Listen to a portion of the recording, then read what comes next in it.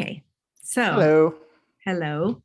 I am here with Robert Ryan, and I wanted to have a little conversation with you, Robert, to address this kaboom of a Facebook post that I made, and kind of address what the underpinnings are, because it was a little tiny post with only 12 words or something, and There's a lot to unpack. there's a lot there, and in my thinking, a lot of that unpacking was pretty obvious. It was kind of old news. It was not something I thought was particularly fresh. It certainly isn't the most bold Facebook post I've ever made. Made one last week about how you can't build communities. I thought that was far more controversial, actually.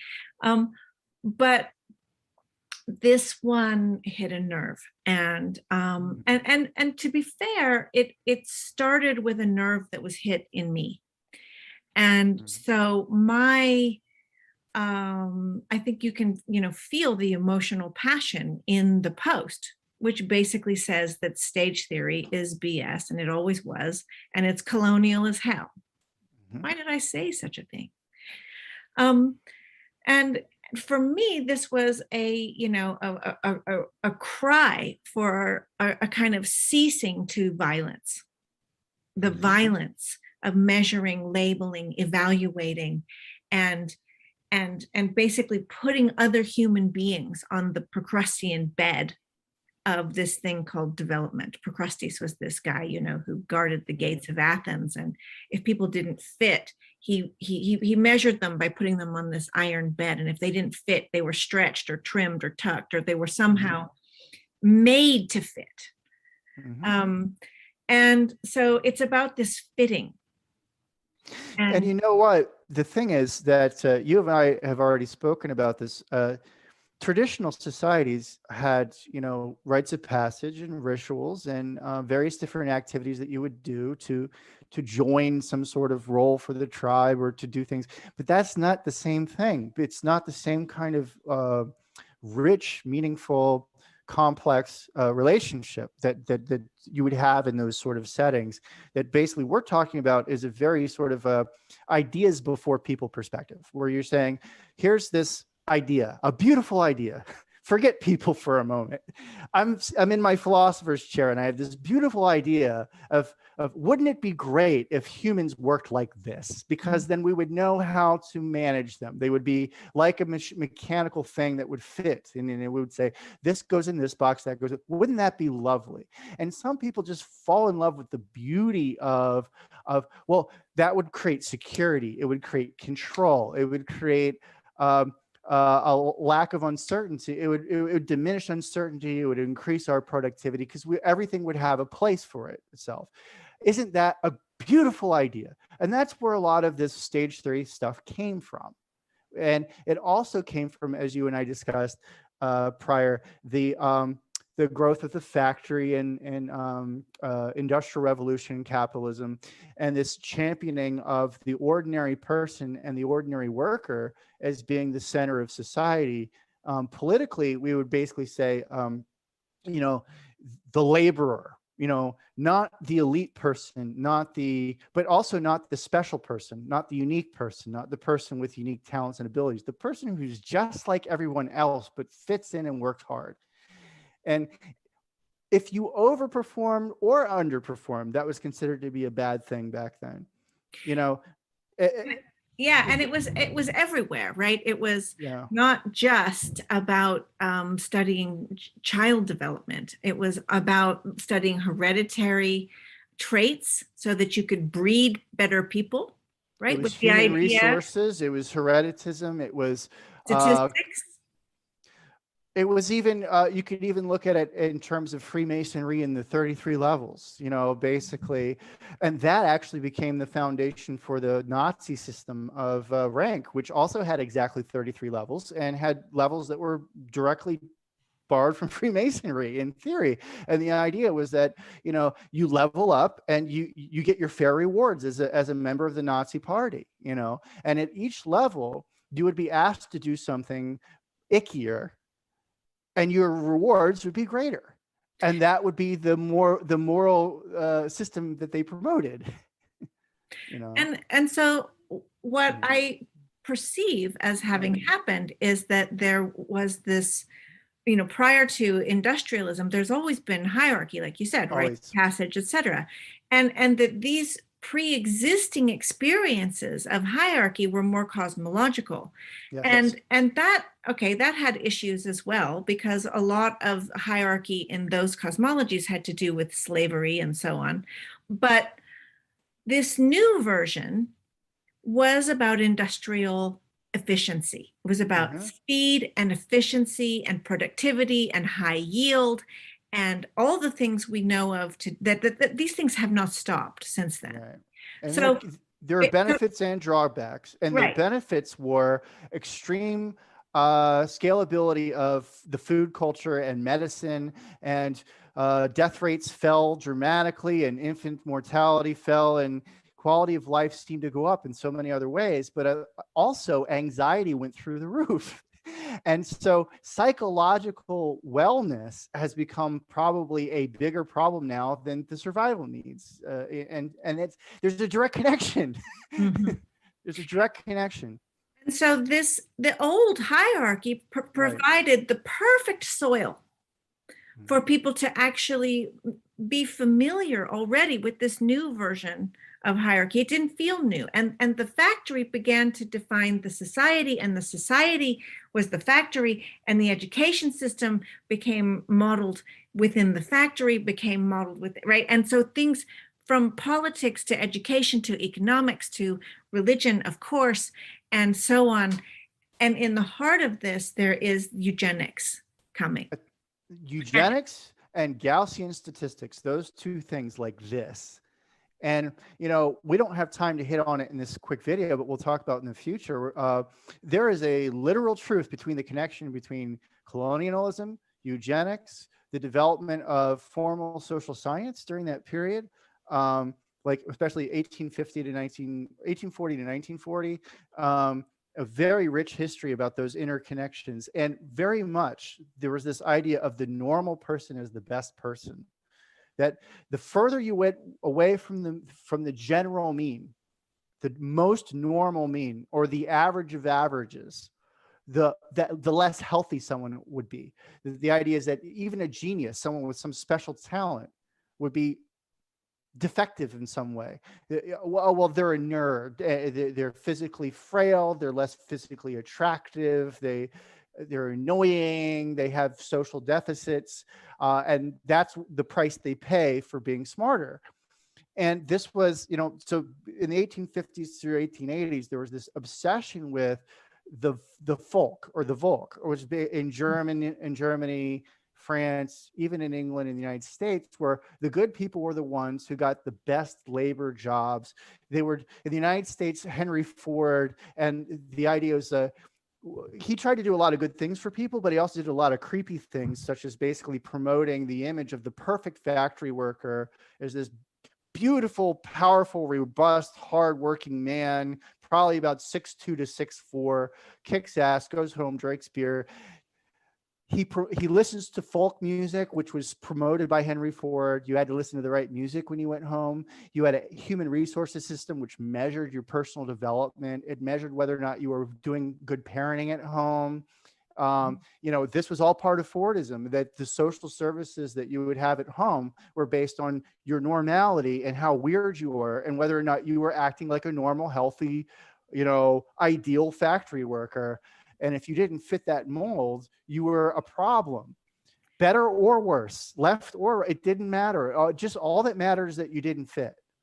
So then we start to get this seemingly objective version of what is normalcy and how to measure it. That's right. Right. And so, and with that comes, of course, eugenics starts, and at this point we're moving across the birth of the American century. Psychological Association. G. Stanley Hall, who was a rabid eugenicist. I mean, he was not shy. He started most of the American eugenics organizations, or was a president or advising member to them. And he was the president of the APA at the same time. Talk about conflict of interest. And he just, he ranked races, he ranked personalities, he ranked everything. Everything was better or worse. And he had some Victorian age morality that he put into that as well, where, masturbation was bad and all that. And so you have Hall, and then you have Terman, and you have a whole series of other folks who react to this and say, well, what is normal? And they competed to create various different models to measure people. And a lot of them were testing these models with the US military in the recruiting system. IQ was developed that way. Exactly. And so we have this rich history, and you could read The Mismeasure of Man, and Stephen Jay Gould is a great source for that. But we have this rich history of mismeasuring man, as Gould called it. And women weren't even being measured. And that was the scary part. Women, people of other cultures. So, what's happening here is that all sorts of other ways of being, other ways of knowing are essentially being steamrolled by those things that can be made more efficient. Right. And as they become more efficient, we are working with new forms of mathematics and statistics to measure efficiency and to optimize. Okay, this is optimizing. Optimizing logic. Everything needs to be bettering. And so you start to get that in your personal life. You should be a better person this year than you were last year. And of course, this is also tying into old epistemologies of morality and being a citizen. And so it's all there. Very militaristic. It's like classic Rome, as I was discussing with you, where basically it was really the birth of those kinds of measurements, and the birth of eugenics was the birth of the professional warrior. The idea that, I'm going to hire you, and I'm going to measure you and train you to fit you into the Legion. And you're going to be just like Henry Ford. You're going to be this, the ideal ass-kicking, ordinary person. If your IQ is too high, that's a problem. If your personality is too quirky, it's a problem. I need you to fit in the box. And the benefit of this, just like with the Nazis, is I'm going to give you spoils of war, and I'm going to look the other way morally. I'm going to allow rape. I'm going to allow prostitution. I'm going to allow alcoholism. I'm going to allow all these bad behaviors because of what you did for the state. And everybody else who is suffering underneath that hierarchy deserves it, because that was the Roman form of triage. How do we decide who eats first? How do we decide who lives or dies? It was the person who is willing to commit the most sins to fit into the most boxes. That's horrifying. I mean, and then I guess what really starts to come out in the post is about stage theory, in which I'm absolutely referring to Piaget. Okay, and Piaget is he probably wasn't a bad guy. It wasn't his fault. Actually compared to the other stageists, he was the nice one. My dad liked him, knew him, and liked him. But the issue, as a person, he liked him. So he was doing research in the way that he could do research on a question that was already shaped. Okay, so the whole conversation that we've had so far is about the shaping of the question that Piaget was asking. Right. And how that shape came to be, and why that shape had an existing ecology of ideas to fit into. Right? That's what's important to me here it's not really about the stage theory. It's about the world that creates it and the world in which it makes sense and it gets reproduced. And it should be common knowledge to people now that, in the educational system, we say learners are diverse. We should have diverse forms of learning. We should take into consideration people's learning disabilities sometimes as superpowers. Okay. And so the autistic person also has autistic superpowers, not just social deficiencies. The ADD person tends to be more likely to be socially bon vivant and to be funny. Like a lot of the funniest people are ADD and these things. It's not just simply a defection. And so so we're getting there. Like this is the conversation we're having right now in education and in development. So we're not saying that people we're surprised anyone would deny what we were saying. Yeah, but yeah, we definitely are doing good work these days, but we still are trying to do retrograde motion fixing of old models by saying, let's tweak stage theories, let's tweak integral perspectives, and let's tweak hierarchical perspectives, so that we're just creating one after another auxiliary service to support special cases. So like at the university, we've got the writing lab, and then the learning lab, and then the autism lab, and then the psychology help. And so basically we now have more special case help organizations on campus than we do ordinary activities. We have more than 2 times the number of support people for every faculty in terms of making exceptions to the rule. And if we're getting this constant bureaucratization of more and more ways to fix stage theory, to fix ordinary developmental processes with these special add-ons, that's retrograde motion analysis. It's just like when we're trying to rescue the Eurocentric theory and try to create a model where the cosmos goes around the Earth. And what we're doing right now is we're trying to create these complex retrograde motion analyses to make normalcy work. You know what I'm saying? Like, and so we've got this massively exploding ecosystem, all protecting that kernel of normalcy. And it's deep. This is the problem, is that somewhere deep, right. And this is the nerve that I think I hit, is that there right. is this deep assumption that yes, there must be an arc of measurable human development. Right. And but that must be true. And can't we just use that on evolution? And can't we use it on human development? And can't we use it on all kinds of things? Spirituality. And the question that I wanted to really pose here is why? Like, really, given where this comes from, are you sure you want this ghost in your work? Right. Because it's lurking, and the way that it lurks is invisible and dangerous. And one of the ways that we start to see this is in these, really well-meaning notions of, we need to create a scalable utopia, mind shift to change the ecology and the way people are living in the ecology. And here's the master codes for that. Right. And the thing is that the ecological, these frameworks too are laced with eugenics. I mean, right. Hardin, from the beginning of the tragedy of the commons, Hardin was a card-carrying eugenicist. The questions he was asking were eugenics questions. Who do we save and who do we not save? Right. And so basically, when we go back to this question of triage, one eugenics approach for triage is like I said, you give the spoils to the military. That's if you're in a paradigm where you're in an imperialistic society and you fight war as your primary directive. Now, if we fight environmental problems as our primary directive, who gets the spoils first? And it becomes the new elite of the environmental vanguard. And then those people become the special people, and they basically get to set the norms. Now, they will tell you, just like the Roman soldier does, they're fighting for every citizen of Rome. Every citizen of Rome.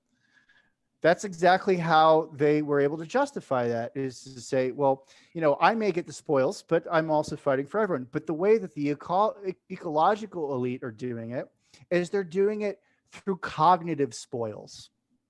It's not we're going to be richer than you.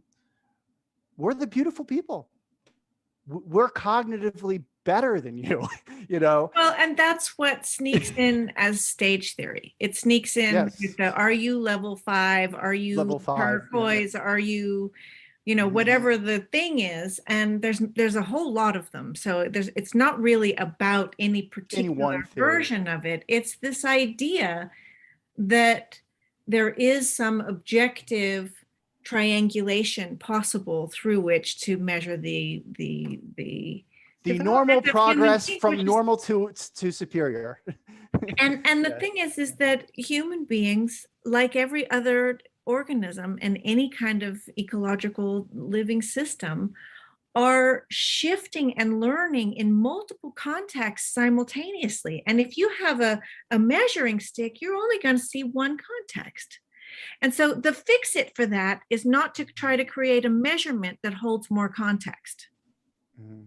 The fix it for that is to let go of the measurement and to start to work on a different kind of perception that's able to, because we are able to, okay, children do it at a very early age. They're able, I mean, actually the whole stage theory should be flipped. As my friend Steve Nachmanovich says, it's the kids that can actually do the complexity theory. I've said this myself. So one of the ironies was that in Maslow's hierarchy of needs, he would always put like these great lofty ideas high. Talk to a 5-year-old and tell them about the ridiculous behaviors of adults, and they'll be like, everybody can be friends. We can all love each other. Like, talk to a 5-year-old. They'll sound much more enlightened than the average 25-year-old. And that's because that basically they have to unlearn that perspective as they face various different hardships and struggles for scarcity and for promotion and for, we're being funneled into a very, the meat grinder of society, and children have not yet been tainted by that meat grinder. And so the interesting thing here is like people say, well, you're just throwing out critiques. I really deplore a critique only perspective. It's really tiresome. It's just throwing tomatoes, So we're not here to throw tomatoes at psychology. I don't think at all. I think what we're here to do is to point out basically where we need to pivot in our thinking, and specifically like, so what you said is the problem being measurement. My problem is when you have this beautiful idea that I came up with, my armchair idea. Wouldn't it be nice if things were like this? Wouldn't it be nice if the human race or humanity, or whatever you want to call it, worked in such a fashion? Because my mind would then know how to accept and control that. I would feel secure. I would know up from down, left from right. It's like Iliada's perspective of like the axis mundi, I would know the center of the world and I would know where I was in relation to it. Isn't that lovely? But the thing is that if you choose scientific models of personal growth, learning, development, or quasi-science as your new religion, then basically you love the idea more than people. And what you're trying to do is fix people by getting them to be more like the idea. Mm. And whereas what we're really talking about is people first, not ideas. And that means I want a society built of individuals, and I want a society built where we are primarily concerned with getting to know each other first. People before philosophy. And I've had this argument recently on philosophy boards where they keep arguing philosophy before people. And I'm saying, you are trying to tell me that if I don't buy into this philosophical system, I'm inferior. Right. I don't fit. Right. And so that's, I think, my right. I think approach is that there is a kind of rewilding of our relationships, our interior world, the premises of our ideas. So person to person, especially person to person, and even within yourself. This notion of just what are the premises that I'm arriving at this from, and to do that means kind of getting out of a matrix, right? Who am I without politics? Who am I without politics? And who am I? and paying attention, like this kind of thing about the stage theory idea, the thing that is most pernicious about it is the way that it can actually be repackaged and resold, and that the cultural landscape is still a fertile ground for it, and it will flourish in new ways, but they're still containing the old seeds. So my question then and hope is that can we pay attention to this and start to let the weird and the wild and the abnormal and the thought that doesn't fit in the model start to have some air. Right. And so that's, I mean, obviously I didn't mean to, drive everybody crazy. I just meant to say I really care about the violence that Right. that this stage theory and the history of it has produced. And there are ways around it that don't involve just calling everything willy-nilly. And I think one of the reactions that you got is, oh my goodness, she said she's going to decolonialize us. So she's going to use a particular kind of critical theory from a particular kind of perspective. And that's her answer. And that's not at all what you were saying, first of all. And you were saying acknowledge, like, there's a radical cult of decolonization, but then there was colonialism, and you don't have to join a radical cult of decolonization to acknowledge the colonial.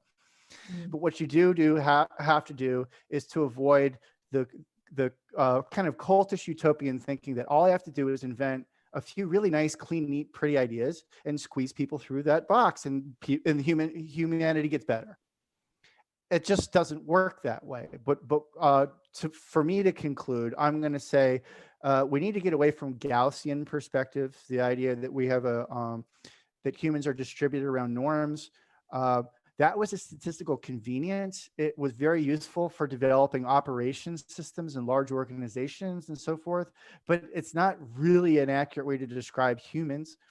We're more like a complex network upon complex networks upon complex networks upon complex networks. It's more of a network perspective, tangly, node to node, rather than being this sort of like field of distribution of points around a mean, and like a magnetic field or something. And it also means that most of who we are is based on the relationships that we've had, and not so much some sort of platonic ideal that we failed to match. Yeah. Yeah. I think I'm much weirder and wilder than whatever biodeterministic metric anyone could ever put on me. And I think you are too. Personalities are too diverse. I mean, look, I wasn't able to fit into the regular classic mold, and I turned out well. I'm a professor now, but when I spent most of my childhood in permanent gifted, because basically in my state we had such a thing. So there were a small group of kids in the state of Delaware who were allowed to basically live in gifted as their primary educational method. And really what that was just self-directed learners. We're just saying you're an individualized learner. Daniel Schmachtenberger had the experience of being an individualized learner, and he and I both benefited greatly from it. When I had to go back to the normalcy model, when I graduated out of that gifted program, when I was in 6th, 7th grade, and it's like, okay, now you're back into the normalcy model. How did you feel? I immediately became very rebellious, very unhappy. All my pictures, I'm frowning as a child. And it was because basically I was losing the joy of learning. And because I was expected to hit these numbers at these times in these places, or else I'm a problem, and I'm a social problem. I don't fit in with what everybody else is doing. And we can do better than that by personalizing learning, personalizing development. And that's the direction of things. That is exactly where we're going in education and in psychology. And I don't think anybody knows what's better right now. I mean, I would just like to say that given the given the history we're coming out of, it should be fairly obvious that a good deal of the premises, like I was saying, the premises of what we've based the way you parent, the way you teach your kids how to be in the world, how the implications of you need to actually, that sanity is fitting into an insane world. Exactly. And obviously this doesn't work anymore. So right. Now, some the good news is that we're on a positive track. I personally believe that. I'm saying, like Michael Garfield, for example, has mentioned that some recent psychological theories of development are improving. They're not based around normalities. They're more based around, I don't know, necessary conditions, which basically says, from a pragmatic stance, you're an individual. Where are you going, and how are you meeting the necessary conditions for that? That is not the same thing as here's this normal distribution. Right. we all are measured in our relation to that one distribution. Yeah, we should wind up. But Mm-hmm. I guess, the other thing for me is always, because I work in this warm data world, of how much transcontextual information was there in the research, because you are a transcontextual creature and so am I. The way that I'm learning and developing is not just what's visible and how I operate with geometry, right? It's actually, lots of people can't pass the geometry test, but they can feed their siblings, or they can, help somebody who's in need. The And exceptions are more common than the rule. actually, right? And I wanted to end on this because I wanted to end on the idea of that people keep coming back and saying, there's all this construct validity to these stage theories. And I say, great, what's your effect size? I've used this measure, this scale. I'm like, okay, as Jordan Peterson has mentioned and other people have mentioned, the effect sizes on these things are very small, even though they are showing some sort of correlation. Say, oh yeah, I use this scale and it seems to show correlation. Be like, what's the size? 0.2, 0.3? The reason why is that says that the exception is more common than the rule. So even if there is a pattern there, it may be that out of a population of 20 students, for 5 people, it works great. For 5 people, it works a little bit. And for the other 10, it doesn't work at all. And you're going to get a 0.3 correlation, 0.4. And it's not telling the true underlying structure of what's under that data. And so a lot of, for me, a big part of warm data is also data which is accurate or to its original source, rather than the data itself already being corrupted by a filter. So where you'd say, I took away the 20 children with the 5, all the different subpopulations. I took all that all away and averaged, and so I'm not getting the right. The explanation or the interpretation I should draw from that data is now misleading. And that's the way research has been done, right, for the last 100 years. And so at a future time, I want to talk to you about exactly how that came into being, because there are some very specific people who made that the case, who said, this is how we do research. These are the tools that we use. This is why. And we could get into that in a future conversation. Okay, let's do that.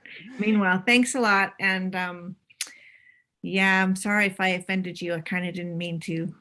But at the same time, I do stand by the conviction that these types of theories are planted in a dark soil, and they keep finding ways to resurface through things that we think are innocuous, where we're like, we're trying to do a good thing here, and these old things are rerouting. Yeah. So all right, it was great talking, Nora. Thank you so much. You guys may not believe it, but we just met and we communicate very well. So I'm enjoying it. It's been nice to get to know you. Yes. All right. Thanks a lot. I'm going to stop the recording now.